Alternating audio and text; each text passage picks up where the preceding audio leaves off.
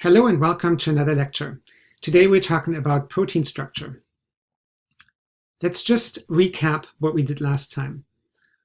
Last time we talked about transcription, and so that whole picture that we were discussing earlier on in an earlier lecture about the central dogma, which tells us about the steps that are involved from DNA through transcription to RNA through translation into a functional protein.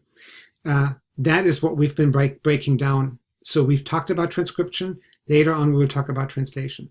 But what we said when we talked about transcription is a number of things, and those were on the summary slide here. So we distinguished between eukaryotic transcription and prokaryotic transcription. And in order to do that, we had to first define what prokaryotes and eukaryotes are.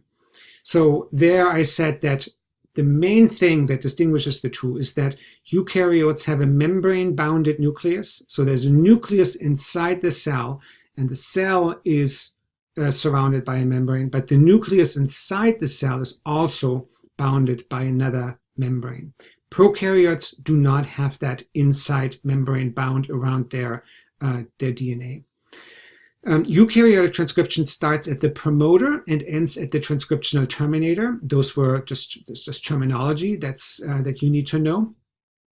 The RNA transcript is synthesized in the 5' to 3' direction, and it can occur on either of the two DNA strands. Remember that the DNA is a double-stranded molecule. It runs anti-parallel, so you could read it one direction or you could read it the other direction. And in fact, both of them can be read on the same molecule in different direction.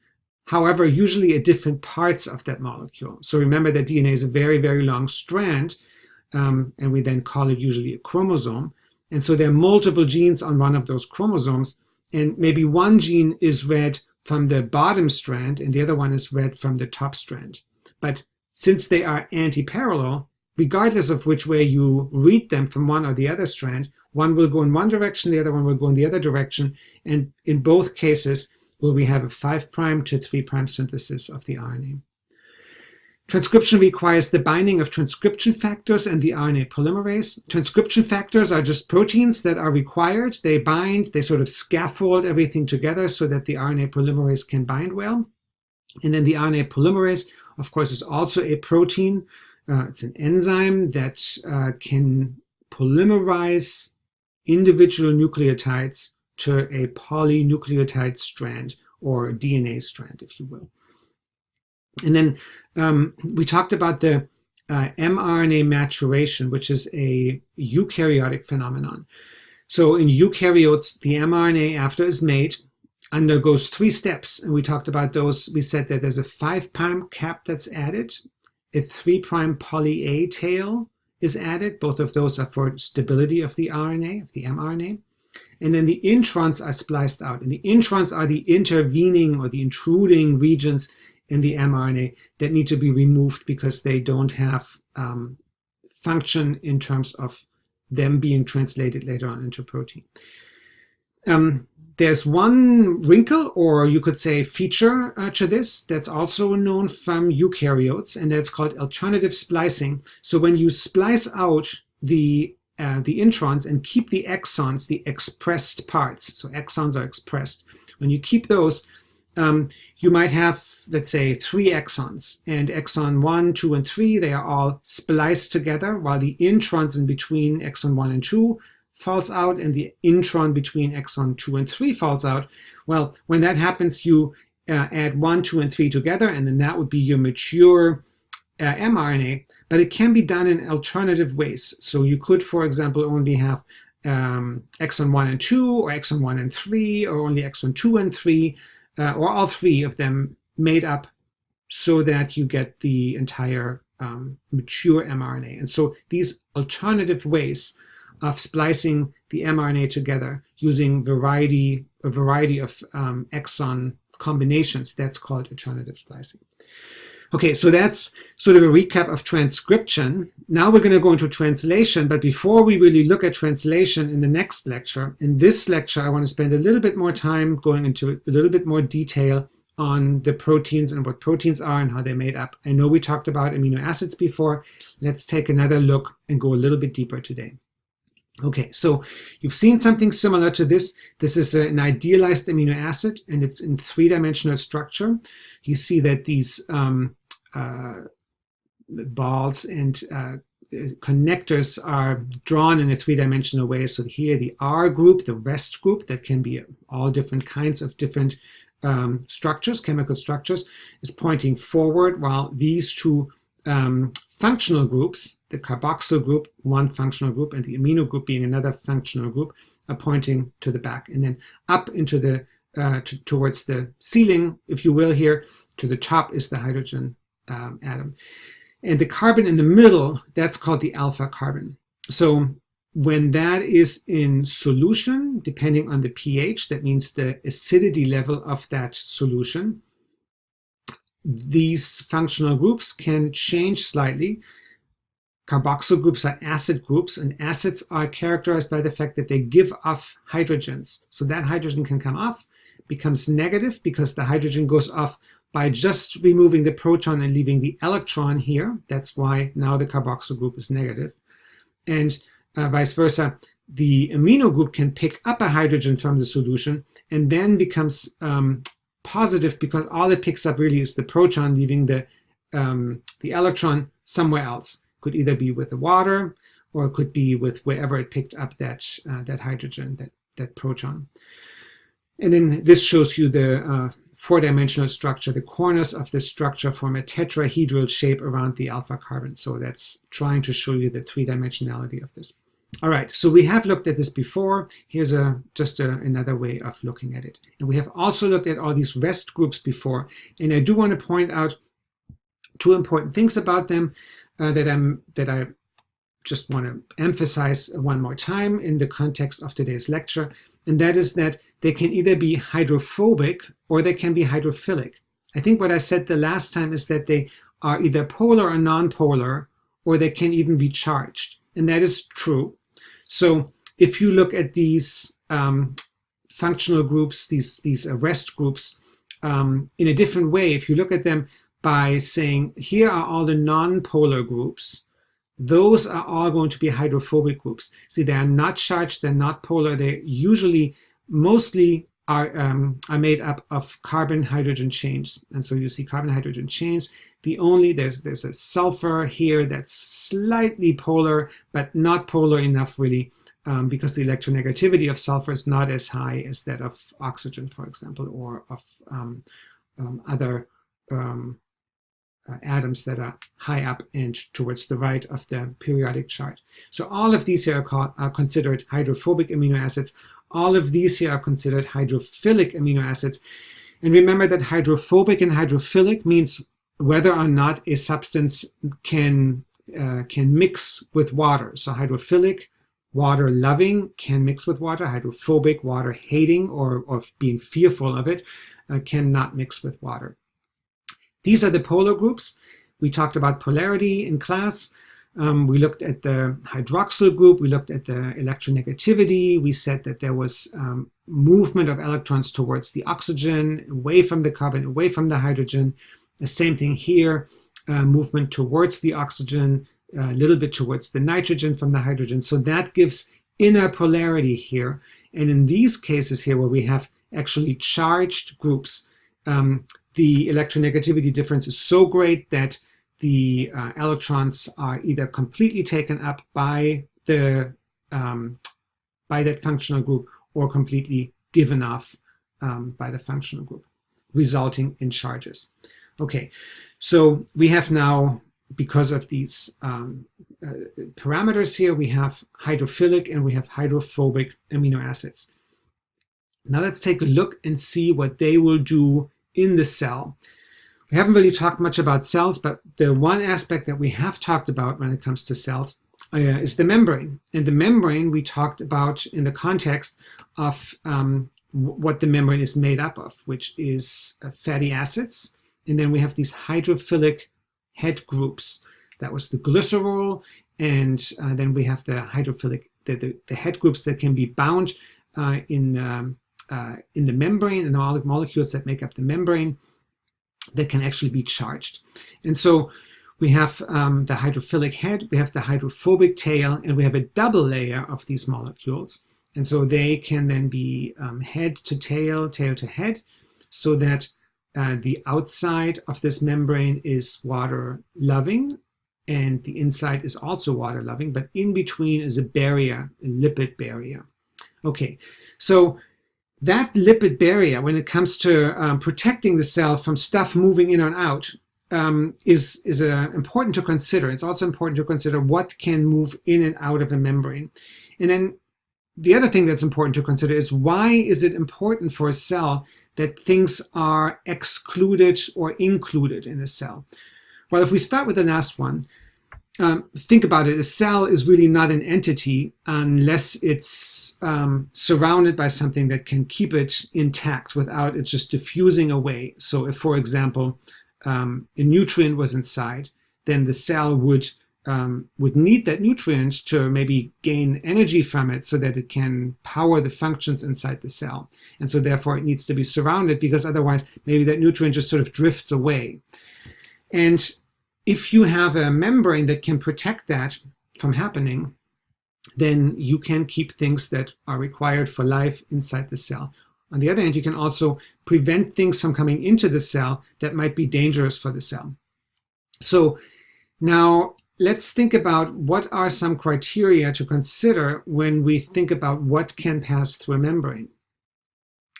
So the first thing that is maybe obvious is that the size of the molecule is something to consider.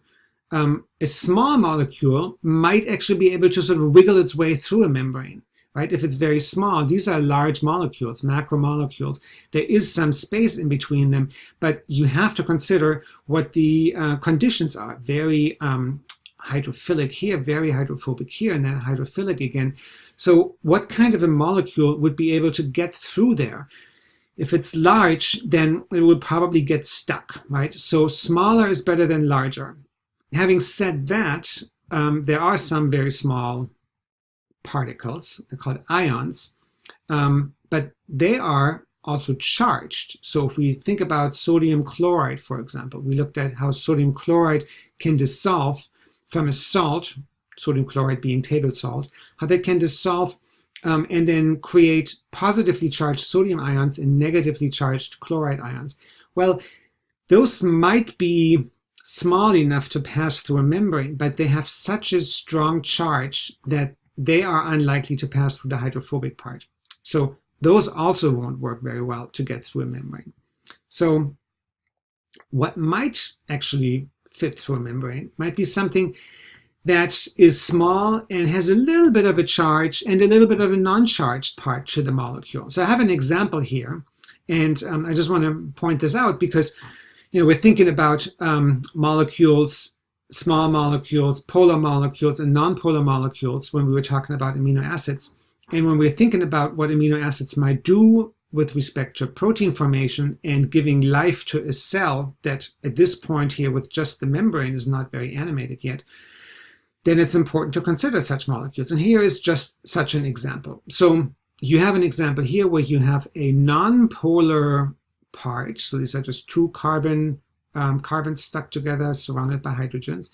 And then if you look at the electronegativity difference here, 2.5, 2.1, 2.2, so thereabouts. So there's an electronegativity difference of 0.3. That's not very polar.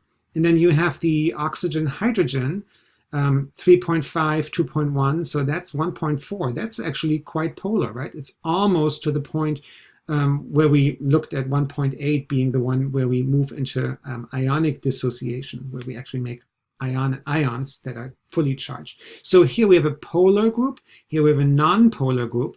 The entire molecule is not exactly small, but it's also not really very large. Compare that to the size of these molecules here. So this might be a candidate that one might think could slip through a molecule that has both polar and nonpolar parts, because it itself is nonpolar and polar. Of course, that might be something that one would have to test experimentally to see if that's in fact true. And that is in fact something that you will do in lab in this class. So you will look at what kinds of molecules can slip through a membrane and why. Now, without giving too much away, you might be thinking, well, there's got to be ways to get stuff in and out of a cell, right? That can't all just look like this. You're right, they can. And there are certain ways to transport things through a membrane that otherwise excludes things. And those are called membrane transporters or carriers. We'll talk about those kinds of things later. There can be channels, there can be holes and pores, there can be all kinds of ways how specific molecules can fit through the membrane, but only with the help of certain helper molecules. Right now, let's not consider those. Let's just consider the integrity of the membrane itself and the chemical structure of a molecule.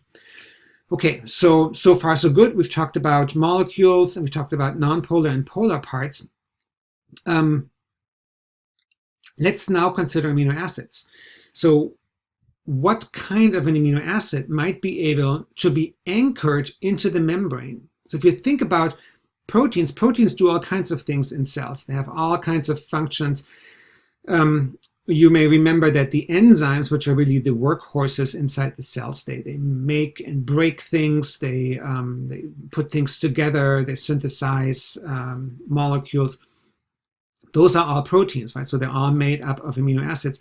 And some of these enzymes might have to be anchored in the membrane if that's where they're supposed to work. And if you take into consideration what I just said sort of on the side before, that some molecules can slip through the membrane and others can't because they need a helper, well, those helpers that can allow specific molecules to go through a membrane, those are all proteins themselves. So how we get a protein in here so that it can create a pore or some sort of a transporter to allow things to go through?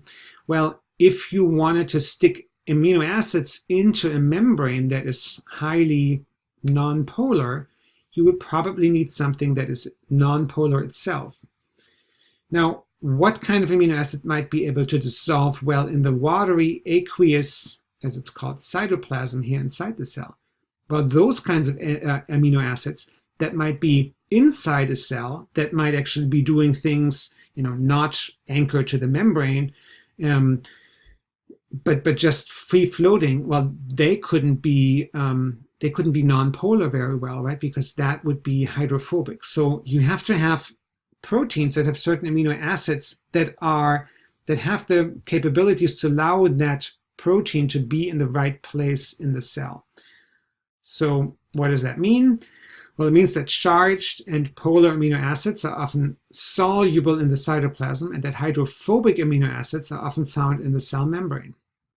So when you have a very long molecule that is made up of multiple amino acids, and you want parts of it to be anchored in the protein and others to be dangling out in the cytoplasm, well, you could very well achieve that if you had a protein that is made up of amino acids that are charged in the inside or outside, but non-charged, hydrophobic on the inside. So using these different types of amino acids, you can already start to see that different types of proteins with very different types of functions can be constructed, can be made so that they can have different functions. So now that we've looked at the amino acids and the side chains and the polarity and the charges, and we've looked at how that may allow them to be hydrophilic or hydrophobic, and how that then interacts with the placement within the cell, let's look back at how these proteins are made. We looked at peptide bonds that are made. And when a peptide bond is made, water is removed. We looked at that. We called that a condensation reaction or a dehydration reaction. So condensation reaction where water is split off, where the carboxyl group and the amino group are fused together and they produce this part here, and that is then called a peptide bond. The whole thing is now called a peptide, or more accurately even a dipeptide, because it's made up of two amino acids. A tripeptide would be 3 amino acids, quadrupeptide, peptide 4, and so forth. And then when the peptide chain is so long that it's above 100, that's when it's called a protein. Okay, so I want to spend the last part of the lecture talking about the different ways how proteins are described. You hear that all the time, so you really need to know this terminology of how to describe the structure of a protein so that we can then better understand how it can function in very different compartments of the cell that are either hydrophobic or hydrophilic. There are 4 things that we need to know. And I will go through all of them in more detail, but on this slide you see sort of an overview. And what that overview tells you that the primary structure of an amino acid, of a peptide, is the sequence of amino acids. So whether it's alanine and then valine and then leucine, those are all amino acids, just the names of these amino acids. That might be the primary structure. So if I say, what's the primary structure of this particular peptide, then one might say, okay, it's valine, isoleucine, and then it's another isoleucine. And that would be a tripeptide of a specific primary structure. So the sequence of the amino acids strung together is considered the primary structure. The secondary structure is how these long strands are then twisted together. So I'll spend a little bit more time when I blow up this picture here, but the definition of the secondary structure results from the interactions of nearby amino acids. So you can see here already 2 types that are called alpha helix or beta sheet. And you can see these red dots. We'll blow them up in a little bit, talk a little bit more about those. Those are, of course, already, we're already quite familiar with those hydrogen bonds. And in this case, you have hydrogen bonds that are interacting within a molecule. Before that, we had looked at hydrogen bonds that are interacting between molecules, like between water molecules. So secondary structure results from interactions of nearby amino acids. We'll look at that in just a second, a little bit more in detail. The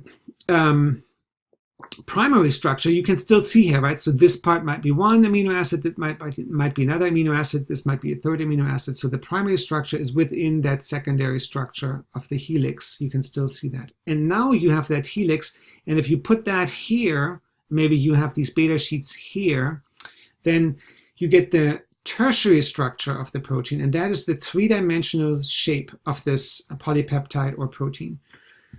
And some characteristic parts of this 3-dimensional shape are these 2 secondary structures, the helix and the sheet. And so you see those, sometimes they're described, the tertiary structure is described in this way, where you can see helices, or you can see these arrows. Those are supposed to be sheets. And then there are parts that are neither, right? They're not either a sheet or a helix, and you see them here in twisty versions, but you can, in 3-dimensional programs where you can actually see them three-dimensionally, you can then see exactly what the shape of that molecule is. That is the tertiary structure of a polypeptide or protein. And then the quaternary structure, so quaternary referring to 4, right, the 4th level, that is the structure that results from interactions of multiple polypeptide subunits or protein subunits, right? Remember, proteins are longer than polypeptides, but other than that, they're made up the same way. So here you see different colors, and each of those is supposed to be a different subunit. This subunit is this one here, and so there's maybe 1, 2, 3, 4, 5. And so the quaternary structure is the interaction of individual subunits that are one part and they're separate, and now one blob interacts with another blob through some forces and interactions, hydrogen bonds, for example. We'll talk about that in a little bit. But those together then make up the quaternary structure. All right, let's move in a little bit and take a look a little more detail. So we looked at the primary structure already. We looked at the peptide bonds.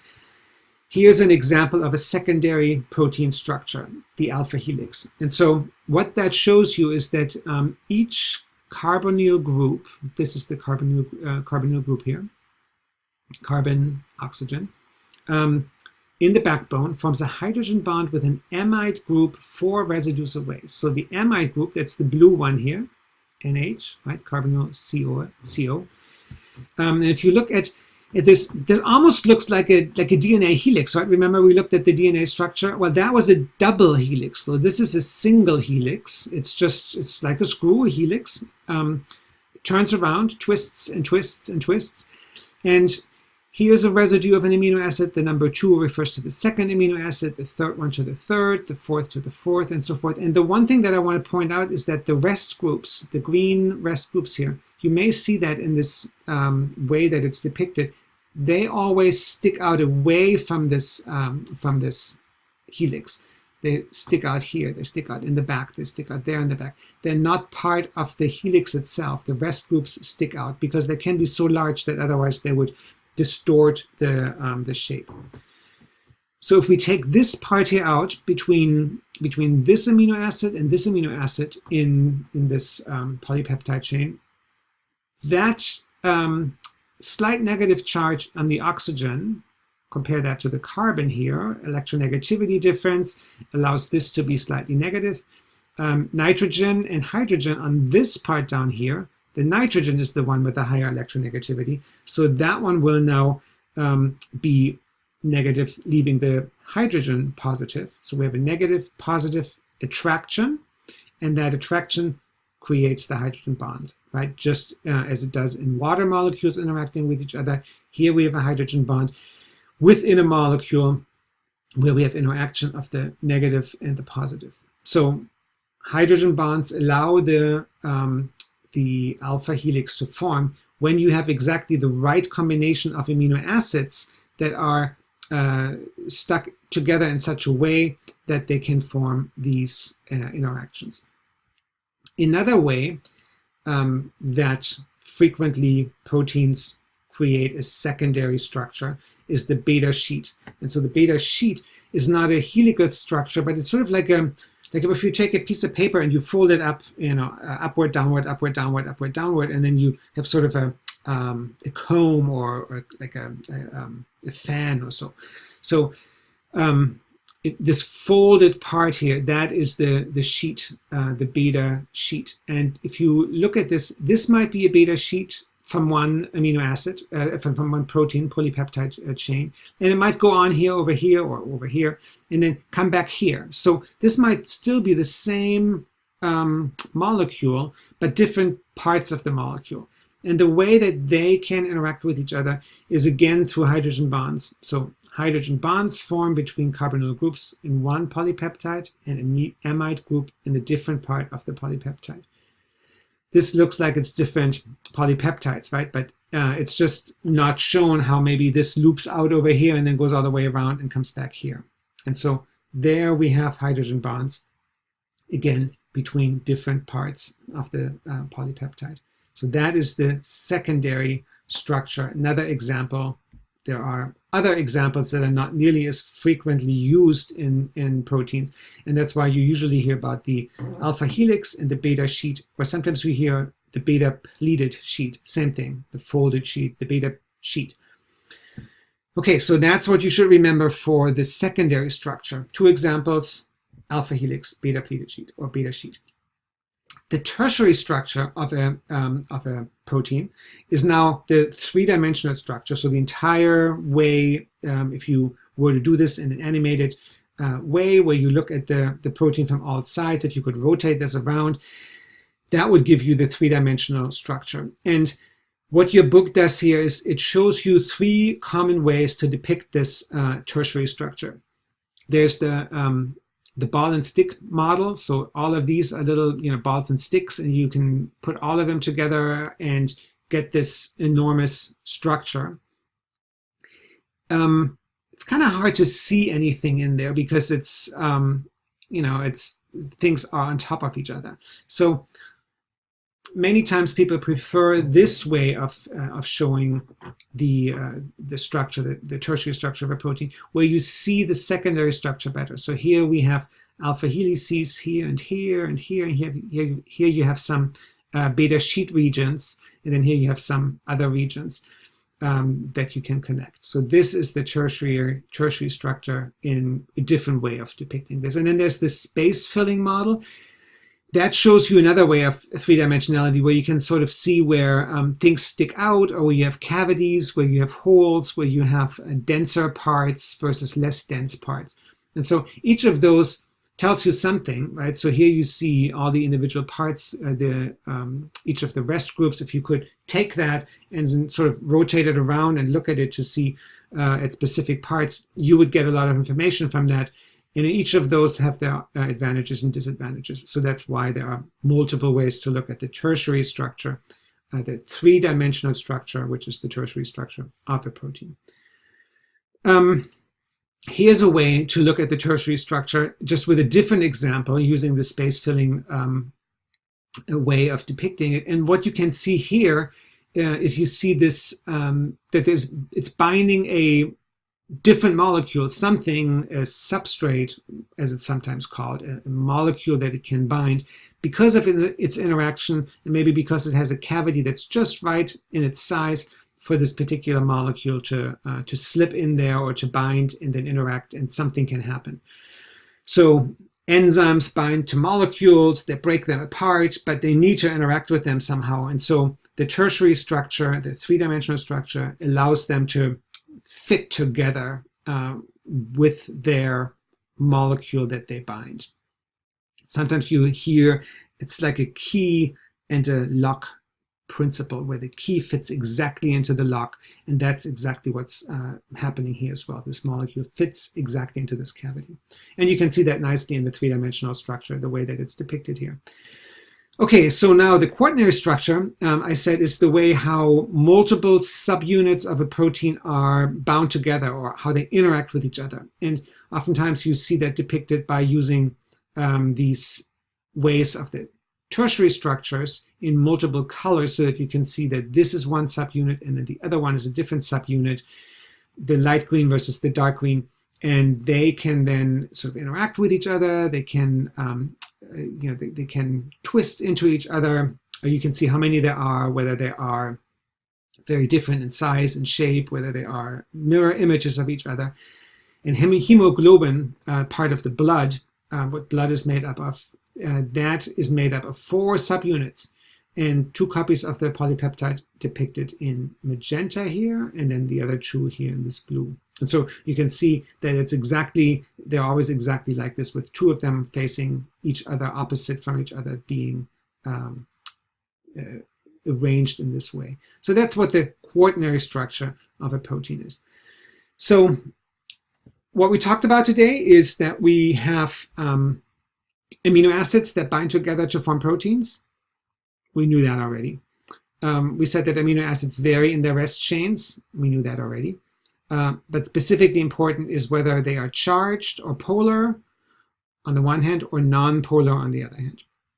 And then this charge and polarity determines the solubility of an amino acid. We spent some time talking about that today, or the part of the protein that they can form. So if you have a long chain in the protein and it's made up of parts that are that have a lot of amino acids that are very hydrophobic, that part of the protein might have a different function and a different way of interacting with other molecules than another part of the same protein that has maybe very highly charged or very polar amino acids. Sometimes each amino acid is referred to as a residue. So highly charged residues would mean one amino acid that is charged, or a stretch of non-polar residues. Those would be the non-polar amino acids, making up a different part of the same protein.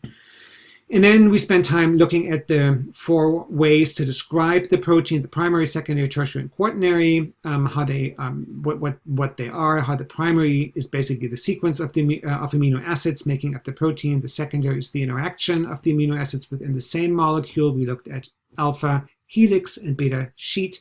The tertiary is the 3-dimensional shape of the proteins, and then the quaternary is how separate subunits act together to make the whole protein. And that's for today, so I'll see you in class.